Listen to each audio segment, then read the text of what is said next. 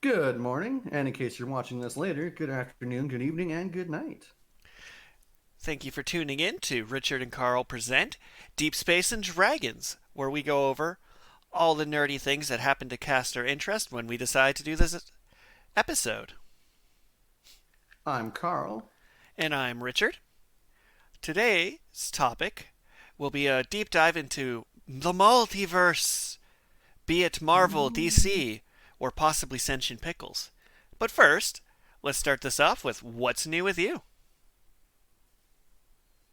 Uh, well,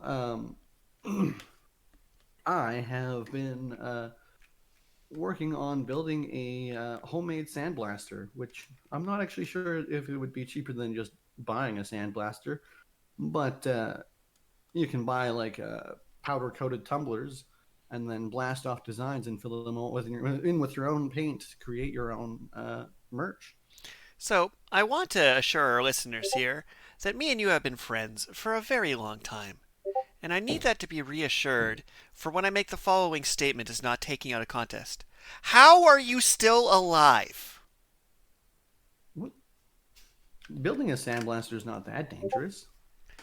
Plus, apparently, you can use baking soda to blast fossils without damaging them.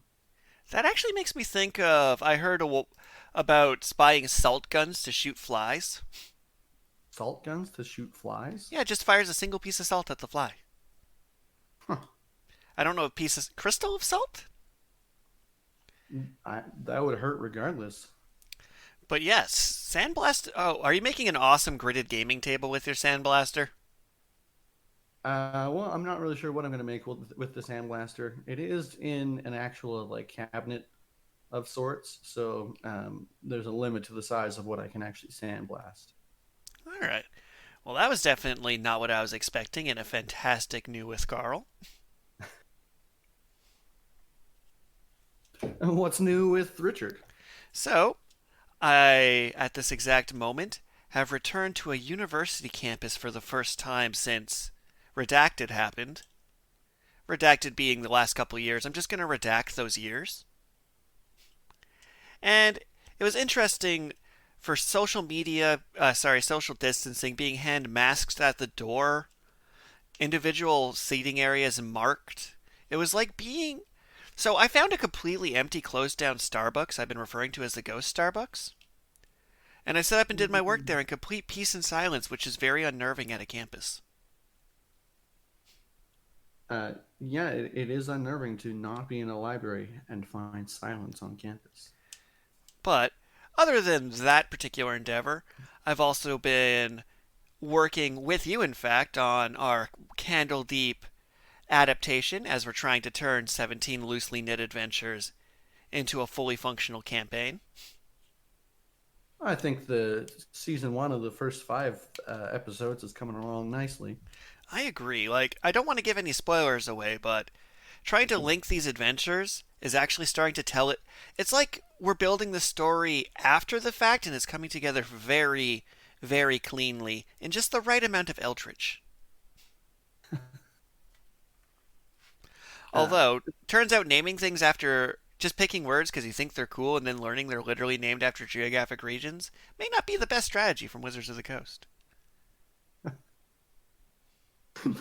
yeah, one of the adventures in Candlekeep is called the Canopic Being, which sounds very mysterious. Uh, so I looked it up, and apparently Canopic means of or related to the ancient Egyptian city of Canopus, which, um, well, it's in the Sword Coast, so ancient Egypt doesn't exist. Or now it does, which gives your players the means to cause you trouble. So, to pivot into today's main topic, make sure to tune in to the end of the show for your chance to win a digital copy of The Waltz of Blades Deluxe Edition. New chapters. Yeah. All right. So let's get into the meat and potatoes. And we're going to start with what was the first show you watched that had a multiverse in it, Carl? The first show that I watched that had a multiverse. Hmm. Uh, Well, yeah, I'm not even sure. Trying to think of what was the first shows I watched were.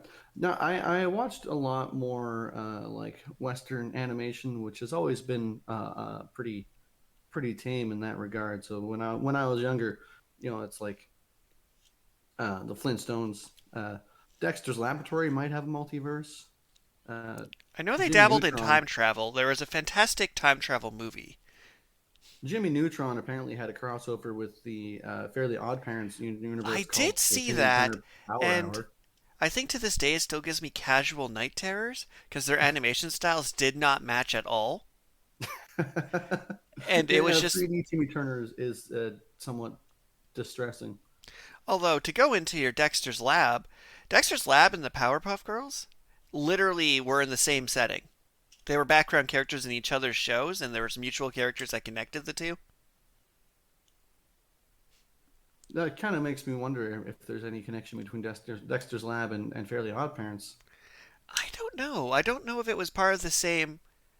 I don't want to butcher his name, but as I'm buffering the name here, the creator, whose name will reoccur to me shortly, of both the Powerpuff Girls and Dexter's Lab, did a bunch of shows, and he made sure like to almost incite it.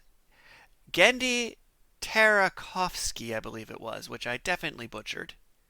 Isn't he also the guy who did Samurai Jack? Yes, which is also in the same cinematic universe of sorts, where there's like illusions that it took that theirs is a post-apocalyptic world as the other two shows. You will find Easter eggs, the same cities in the backgrounds, dusted over signs. But to pivot back into the topic of Marvel, the first intro into the concept of a multiverse I recall was in the boppin' 90s Spider-Man show.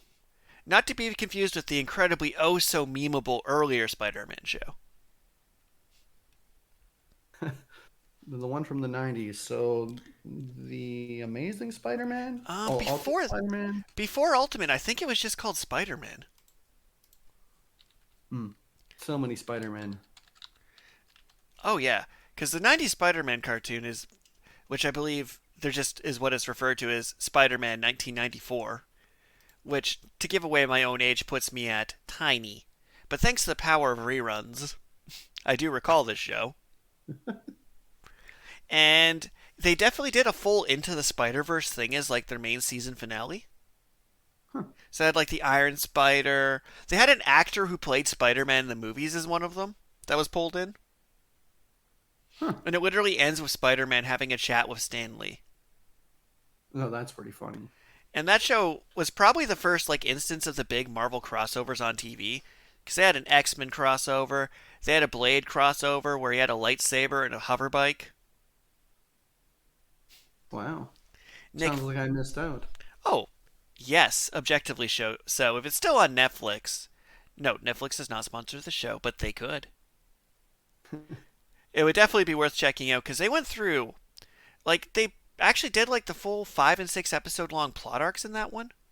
That's probably my favorite version of the Venom story in it.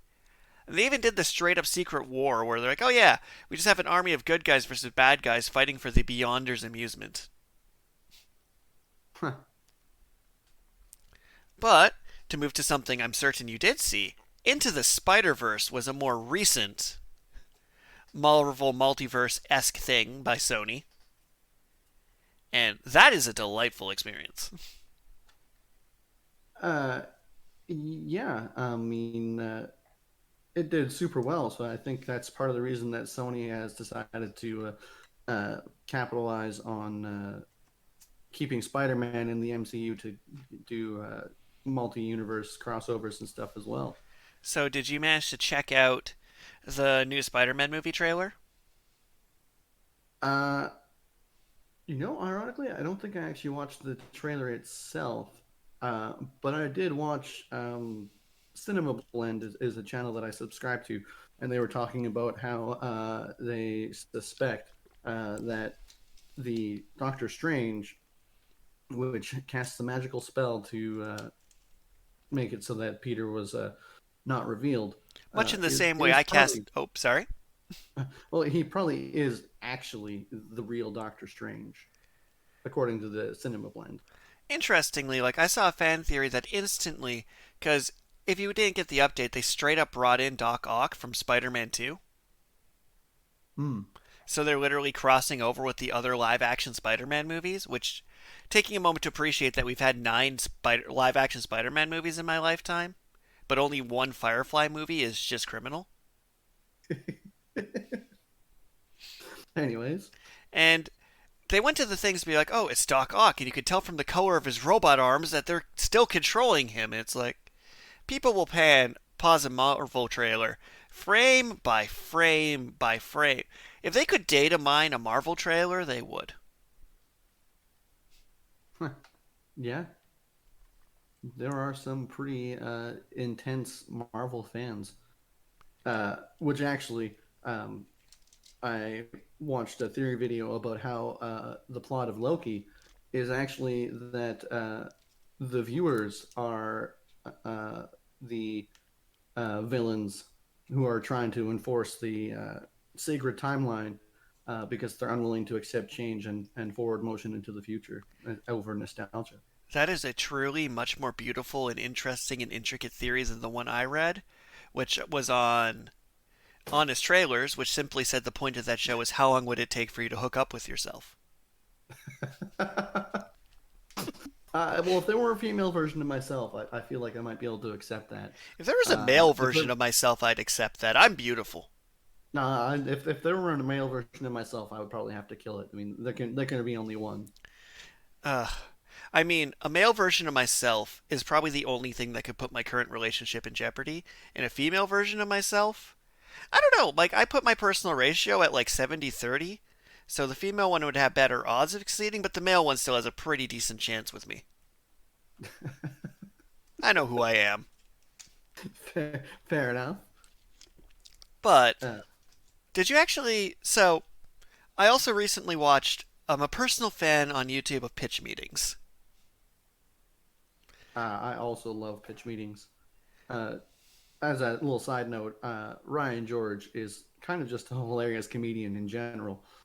So he has some other. It's a similar format where he just goes over random things like the first guy to ever rob a bank or I'm uh, also a fan of his things. Like another one is like how all the tools got their name. Hammer. You can't just take his name.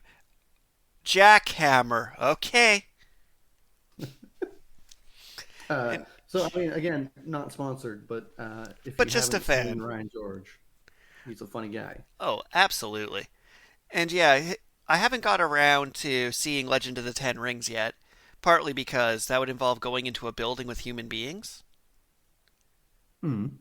which, in the world we live in, it's becoming more and more acceptable, but I personally choose to leave isolation when necessary, and that's pretty much it.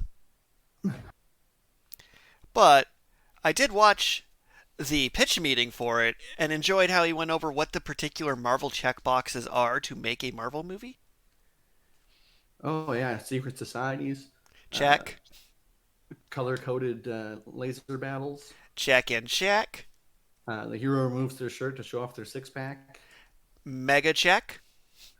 Like it just Shang Chi definitely ticks all of the classic, well now classic Marvel tropes. I mean, I feel like we could do an entire podcast series where we went through every Marvel movie and went through that checklist to see if it all got checked off.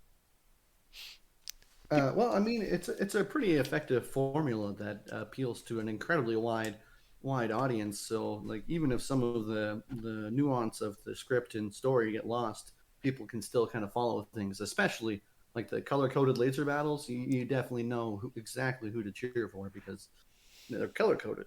I mean, I think the color coded laser battles goes all the way back to Dragon Ball Z, where at some point between Dragon Ball and Dragon Ball Z, the animator's like, okay, we can't have them fire the same color lasers at each other. Vegeta gets purple because we said so. Goku gets blue because we said so. Now we can track what's happening in this world. Well, and then when Vegeta became a good guy, I'm fairly certain his energy blast became blue. Huh. Maybe I'm Mandela affecting myself, but I mean, he had blue and he had yellow because everyone gets a yellow energy blast. hmm. Very few people get a color code energy blast, but you can Well, learn a lot about a character by their energy blast color if they have one. even the yellow energy blasts, though, they're color coded because you know they're not going to do anything. I mean, Hellzone Grenade was an act of beauty, but you're right, it did in fact do nothing. It was just really cool. In any event, Marvel seems to have picked up on the idea that color coded energy blasts are a visual indication of who to cheer for, Yeah, you which is see, pretty nice actually, because a lot of more modern movies do a lot of telling instead of showing, and it's somewhat refreshing to see someone try and do more showing rather than telling, so that the audience can feel more engaged. yeah. So if Marvel is the Caesar salad, where you order it with your meal and you're pretty confident what you're going to get. And yes, for my co host, we may have to substitute the lettuce for croutons. But Caesar salad is a pretty consistent thing. But let's pivot over to DC, which is the grocery store sushi of movie consistency. Well, I mean, the DC is also incredibly interesting because the Justice League was released and had a bunch of turbulence during its development, but then the Snyder Cut was released, and again, this is from Cinema Blend on YouTube, but they seem to be theorizing that one of those movies was actually the bad ending, and so both movies exist simultaneously in canon because they're just different runs through a time loop. That is a fantastic theory. Having sat through and went through the experience that is the Snyder Cut, it's kind of funny. So people throw a lot of shade at the Snyder Cut for being 4 hours of movie, which is fair. Mm. However, if you watch Marvel Infinity War and then Marvel Endgame, you're getting pretty close to that 4 hour mark as well. Yeah, and those two movies definitely have the uh, the Star Wars problem where You're going to the have to be more specific when you state the Star Wars problem. no the Empire Strikes Back and not A New Hope, Return of the Jedi? Return of the I Jedi. believe the technical term for that is the sophomore jinx. Sophomore Jinx. Although that normally applies to the second movie being the one that drops the ball. Well, no, Where, not so much that they dropped the ball as much as the Empire Strikes Back did not resolve anything. And so then the other movie doesn't really exist in the absence of the Return of the Jedi doesn't really exist in the absence of the Empire Strikes Back. you are definitely correct on that one. So here's an interesting DC thing I discovered this morning. Are you familiar with the Injustice video games? Vaguely, yeah. So, to super summarize the concept, they dropped a trailer for an animated Injustice movie. Hmm.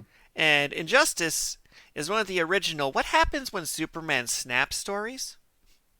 Hmm. And a trend I've noticed with recent shows, including the super successful Amazon Invincible series, is evil Superman is more common than OG Superman now. It's always dark, gritty, evil Superman.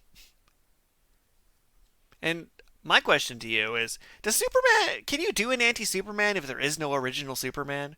Like, if we just keep doing dark, gritty Superman, will it lose all meaning because no one will actually remember that Superman's supposed to be a good guy? I mean, there's a pendulum effect in almost all things where if you swing too far one way, eventually going back the other way seems novel and fresh. Yeah, that's an interesting point. Like, for example, at some point, Batman got so edgy that I am looking. A movie came out that was campy Adam West Batman remastered, and I loved it.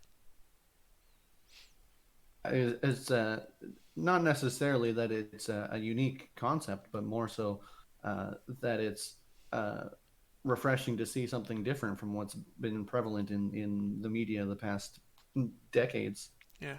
A good example of that being the terribly named The Suicide Squad. So, for anyone who watched DC's first live action Suicide Squad attempt, may have had a similar effect to me, where they did an animated one, a year before, did a live action one, and the live action one was just worse. Yeah, It was the same movie, that's but a worse. fact. It The would, same movie, but worse. yeah, Well, no, I mean not exactly the same movie. I mean, Attack on Arkham was was I mean it was an interesting concept, but not quite exactly the same, which is probably part of what made it superior to the live action one because well, in the live action one, Waller creates all of her own problems. yes. But the Assault on Arkham has some beautiful plot twists I don't want to spoil. And the way I see it, Batman is a lot like, I'm going to say Jack Daniels. Jack Daniels, for those who are not used to drinking questionable substances that are alcoholic, is not a good drink on its own. I may get some hate mail for this. Feel free to hate me in the comments. The algorithm loves it. But if you take the right amount of Jack Daniels and pair it with stuff, you can make a palatable drink. So if you just drink Batman, you'll just get sick of Batman. But Assault on Arkham puts a shot of Batman in your cola, and it is delightful. That is definitely an excellent analogy. I mean, some people do like to do just shots, and I mean, to each their own. But I do agree. If you mix some shots with your cola, you can get something else that it is far better than its constituent parts.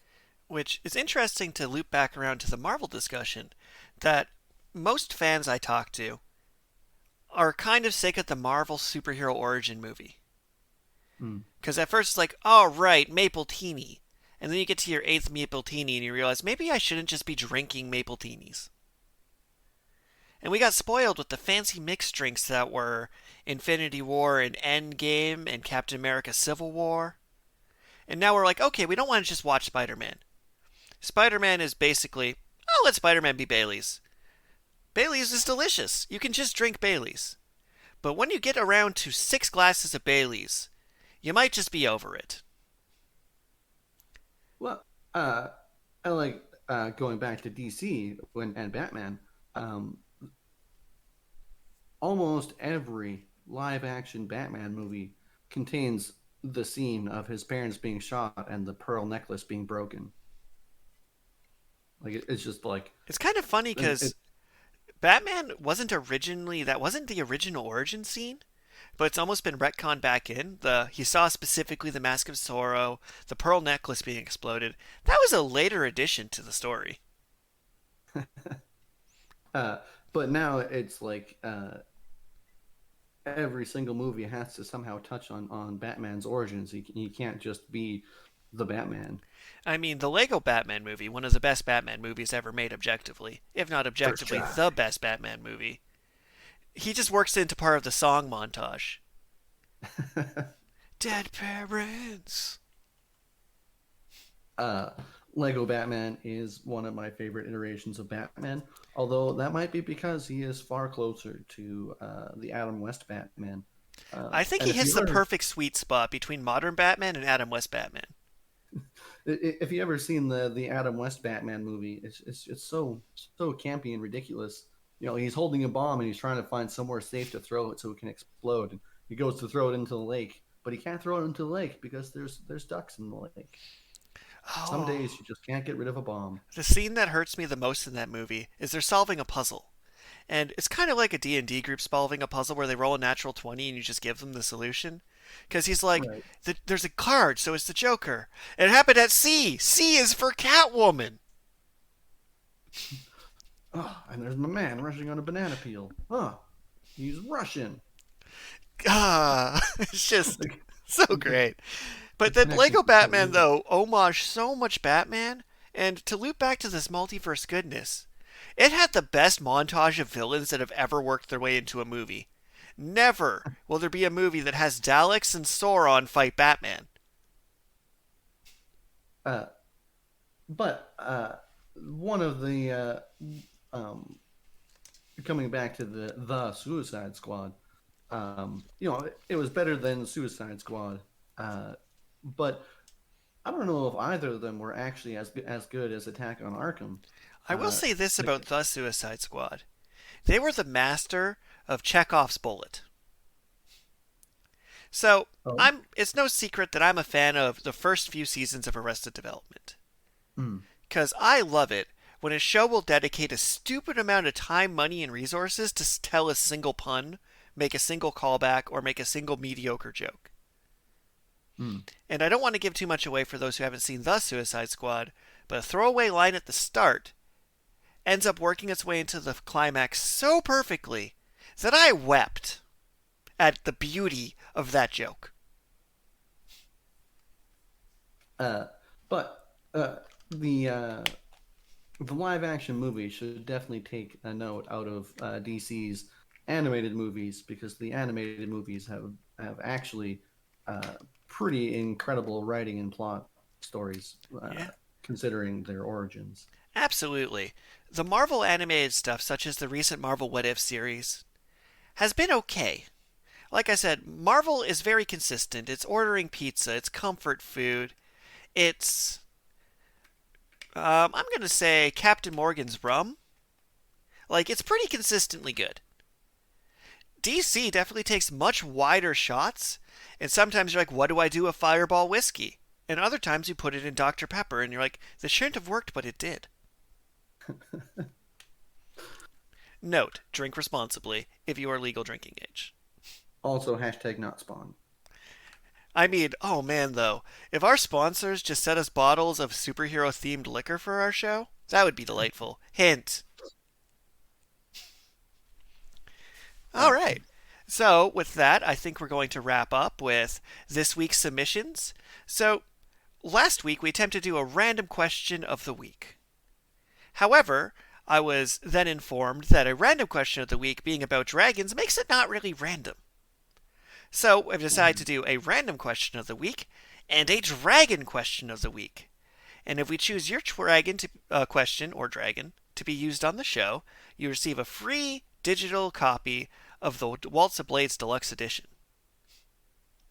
So, for our dragon question this week, I'll ask you, Karl, what/who is your favorite dragon character and why? um, well, I really like Shendu from Jackie Chan Adventures. Um, Yes. the main reason I do like Shendu from Jackie Chan Adventures is because I super enjoyed the fact that Jackie Chan voiced himself in this completely fictitious fight against supernatural beings and stuff. And the he was just a cool enemy Oh, who yes. did actually succeed on some of his most sinister plans. One of the things I really liked about Shendu, not saying he's my dragon holds a special place, but is I really appreciated they made a statue menacing. Like there's a certain amount of respect that immediately goes into that. And I also really respect when a Western cartoon has continuity. And Jackie Chan Mhm. Adventures committed to the long serialized story. Shendu managed to stay a main villain slash occasional antihero until the final fight. He was there. And yes, I did go Yeah. back and finish that series later. Also, I really appreciate when you tried to play him as your D&D character one time. I am so sad for how that played out. But if you ever want to try that again, I mean, Paladin of Conquest Shendu after the magical talismans to regain his dragon powers is just a beautiful character. So who is your favorite dragon there, Richard? So, as much as I want to aim at some of the famous magic ones, I'm going to give a shout out to first, honorable mention to Dragon Knight. Hmm. He's not my favorite dragon, because there's many Dragon Knights and they're not all my Dragon Knight. But shout out to Dragon Knight. But my actual favorite dragon is Toothless from How to Train Your Dragon. Because he's Ooh, good choice. effectively a giant cat with wings you can have as an adorable pet and fly on. Yeah, he is definitely an excellent choice. Yeah, like, oh man, like the amount of things in my life I would trade for a toothless is unquestionable. So I'm definitely giving Toothless, who I have a Toothless plushie on my bookshelf right now, first place. And right next to him is my Dragonite plushie because dragons are the best animal, objectively speaking. Well, as long as they're not evil dragons. I mean, even still, like if I have to choose my villain between Shendu or Whiplash, note, Whiplash was the kind of side villain from Iron Man 2. Nah, I'd much rather tangle with a dragon. I'm gonna die, but I'm gonna die a much cooler death. Well, I mean, now it's time to roll the dice and see what the random question is. All right, and a random question coming in from the mysterious man in the hat. Is it possible to have a tasty vegetable salad without fruit or leaves? A vegetable salad without fruit or leaves. So I'll let Uh, you answer this one first because there's your mortal enemy is just standing there waiting for you to knock it down a peg. well, I mean, now this comes to the definition of salad, but if it does have to include vegetables, uh, I would say like macaroni salad, and then you get like some shredded carrots in there. Like that's reasonably delicious. That's fair. That's fair. See, the question, what I think from the phrasing and focus of it is so, first, the topic of salads. By definition, considering you can go to restaurants and order a salad that contains no vegetables at all, salad, as discussed, can be is just a method of serving something and has lost all actual dish meaning. It's like an unbaked casserole. Exactly. Any unbaked casserole is essentially a salad. So you can have a fruit salad, you can have a meat salad, you can have my famous pasta salad where the only vegetable is green onions and it's mostly blocks of meat and cheese and pasta. And I mean, the only difference between a pasta salad in that context and an actual pasta dish is the temperature. But if we only get vegetables and we can't have leaves, so first off, I like lettuce. However, my co host here has. So I once upon a time ran an experiment to see whether or not Karl truly could tell if lettuce had touched his food. Like, not just eat lettuce, that's easy. If a piece of lettuce is placed on his food and then removed, can he tell? So, to perform this experiment, I brought home Subway, consistently at a regular interval. For at least a 2 month period of time, so he wouldn't grow suspicious of my intentions. I then had a single fragment of lettuce placed under a piece of meat on the sandwich. It was awful. It ruined that bite. It ruined the bite and ruined the sandwich. So, I wouldn't say it ruined the whole sandwich, but that one bite was like, oh, yeah, I knew it. so for Karl, the only tasted vegetable salad is without leaves. Hmm. So if I were to give you, and keeping in mind we can't have cucumbers or avocados or tomatoes, it turns out we put a lot of fruit in our vegetable salads. So I'm pretty much just giving you green onions in a bowl because we can't have peppers. I'm not actually sure what you get other than green onions in this bowl, but green onions in a bowl with a balsamic dressing is a much better vegetable salad than if I were to give him a traditional chopped salad. Like if I just gave you carrots and celery sticks with a ranch dip and called it a salad, victory.